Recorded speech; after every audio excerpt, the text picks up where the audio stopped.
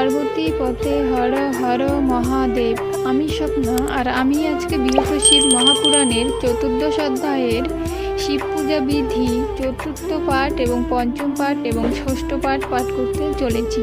তো তোমরা সকলে চলে এসো শিব পুরাণের মধুর বাণী শ্রবণ করতে। আজকের শ্লোকটি হলো বিশ্বেশ্বর পর দেব জহসি সহসি নমস্ততে বরত্তাম মহাদেব দেব দেবম মহেশ্বরম। শ্লোকটির অনুবাদ আজকে চতুর্থ পাঠ থেকে পাঠ করতে চলেছি।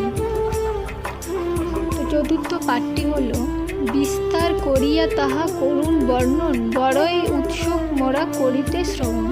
সুতবর কহিলেন, হে মহর্ষিগণ, এ বড় সুন্দর প্রশ্ন করিলে এখন। যিনি যেই লিঙ্গের পূজায় অধিক